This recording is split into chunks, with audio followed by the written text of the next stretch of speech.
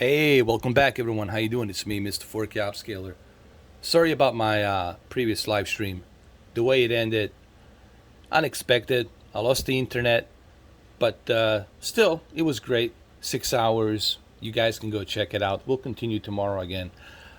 Anyway, the whole point of this video, it's not about Resident Evil, even though I'm showcasing the Resident Evil on this E8 OLED. As the title says on the video, this video it's about E8 OLED and 3 years after my experience with this OLED after 3 years. I originally purchased this TV in February of 2018, so technically it's been 3 years. 3 years now in 2021, 2018, 2019, 2020, 2021, 3 years. And after 3 years, honest to God, I haven't had any issues. If there was some issues, believe me, I would have reported on it. I would have told you, hey guys, I got this problem, I have this issue. I haven't had a single major problem, issue, or a hiccup. Um, E8's a very unique TV. It looks like it's floating in the air. It's an all glass in. It's a very heavy, but it's also good that it has that all glass in to protect the TV from somebody bumping into it, hitting it. Has excellent Dolby Atmos speakers down below. It's like a little mini sound bar. It does the job.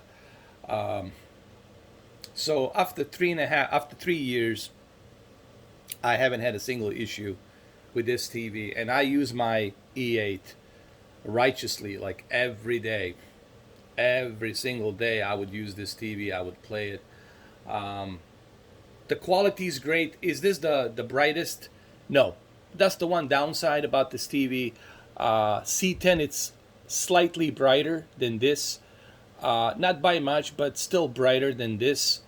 This TV, it's not as bright as C10 and C1, and of course G1, but it's still bright enough for, where you're going to be watching it in your living room or your bedroom. I would suggest that you dim the lights a little bit when you are watching OLED, because you don't want any reflections coming back, because these televisions do have a lot of reflection. Well, and that's the one thing you need to keep an eye on. Very glossy, and I would always make sure that the lights are dimmed down when you're watching a movie or playing a video game. But all in all, after 3 years, I haven't had any issues, and I think this is the main reason why LG got in touch with me to begin with, because I think they saw all those videos of me purchasing this TV and then making all those videos, self-lit OLED, and that really there is no permanent retention or burn-in or static imagery. A lot of people are afraid if you keep it like this that there's going to be some static imagery showing up. Like if you leave this statue here. Now, if you leave the statue like this for about 48 hours and you don't take any precautions on your OLED TV to avoid that, for example, precautions meaning energy saving, how much of that OLED light are you using, how much of that peak brightness of OLED light are you blasting, stuff like that. Energy saving meaning that television will shut off by itself if no one's watching it for about an hour and a half or something like that, and then it will turn off by itself. There's many different things you can take. I don't have time to go through all the precautions that you can implement, but if you take care of it, as you can see, here I am. You can still enjoy your old. In 3 years, it's pretty. I honestly didn't think I was going to last this long with all of the, fear mongering about the burn in, the burn in, the burn in. As you all know, I had 2018 Q8FN. And I still enjoy my Q8FN. I don't use it as much, but I still enjoy it. But After 3 years of using this OLED, I was 100% like, I already made up my mind, 100% confident. That's it. Uh, don't have to worry about ever getting that burn-in issue and problem. Why? Because I already spoke to LG, and LG told me that they learned from the past previous models like 6 series and 7 series. Now with 6 series, if you have that old OLED, you got to be careful. There's a pretty good chance you might get that burn in. With 7 series, C7, B7, good possibility you might get that burn in, because the pixel refresher wasn't that great. Technology that was built in there wasn't that great to prevent all that from happening. From having that static imagery, retention, burn in. That's what LG told me. Now they learned from those mistakes in the past, and that's why they created 8 series, and this is the 8 series, and they put much better alpha processing chip. They call it A8, A9. A8 meaning based on the series that they have, and ever since 8 series, people have noticed there's a less and less of burn-in, less and less of retention, static imagery. That's what retention is, the static imagery that stays on the screen, enclaved onto the screen.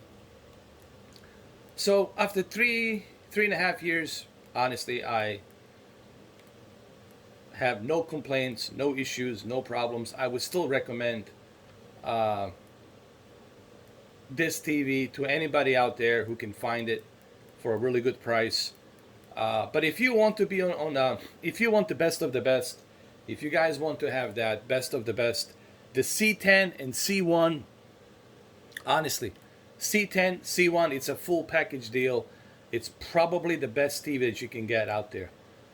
And I don't think, in terms of features, in terms of what you have included, in terms of, let me tell you, this remote control.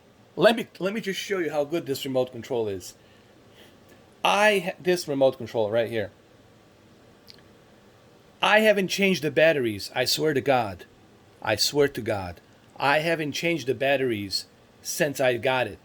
For 3 years. 3 years. And this magic remote still works. 3 years. After 3 years, and it still works. That is just simply amazing. And you also have to remember that you're also getting a much better user interface. The user interface on OLED, it's the best, man. There's nothing better out there than the LG user interface. As far as gaming, the E8, it's really not intended for gaming. You can game on it. It's really intended for movies. There is a game mode, but you get like something like 23 milliseconds. Something like that. Like 23 milliseconds, which is good for OLED of this caliber.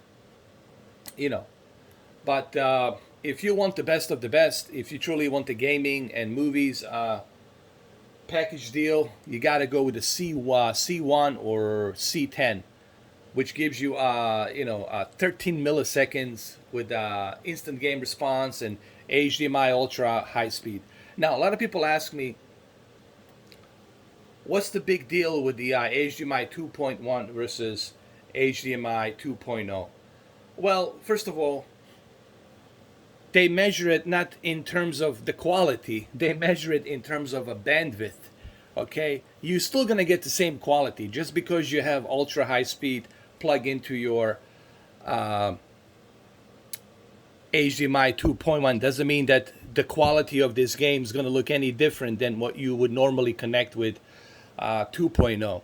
You're still going to have the same quality with a 2.0 as you are with a 2.1. The difference is the latency, the refresh rate. Why? Because you're getting more of that bandwidth of megabits per second flowing through. With a high speed, you get roughly maybe 20. With a 2.1, you get 48. So having more of bandwidth, meaning that you can faster process and have a lower latency and lower input lag. So therefore, that's why they can utilize 120 hertz refresh rate with Xbox Series X or PlayStation 5 running in 120 FPS on certain games, you know.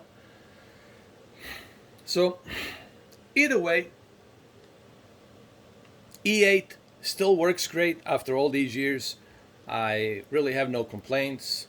Everything's great. Resident Evil looks great. What can I say? Go pick this game up. I don't want to spoil anything here, which I know I kind of already did with my live stream, but buy it, man. I would highly recommend this game, especially if you are a Resident Evil fan, veteran Resident Evil fan. There's no question about that. So that's it. That's all I wanted to say. If you're still on the fence about the burn-in and the OLED, guys, take it from me. This is my 5th OLED. I mean C10, which was gifted to me by LG, and everything else was bought by me. My 5th OLED, and I have yet to run into any problems. And if anything's gonna be a proof to you, let this video be a proof. Here's the TV that's 3 years old. 3 years old and it still works. No issues, no problems. I think that speaks for itself right there. But of course, you have to take care of your equipment. Just like that PlayStation 3, I had to take care of it. You think if I didn't take care of that PS3 since 2007, that's the original 2007 PS3. This is PS5. If I haven't taken care of it, do you think I would still have it? Nope. You have to take care of your equipment, man. Just like you have to take care of your health. You have to take care of yourself. It's the same thing, man. It's a maintenance. You have to take care of it, man. Same thing with your house. You got to take care of it. All right, so there you have it. I hope you guys enjoyed the video. I'll catch you tomorrow on the live stream. Okay? Cheers. Bye. Take care. Love you all. Be good.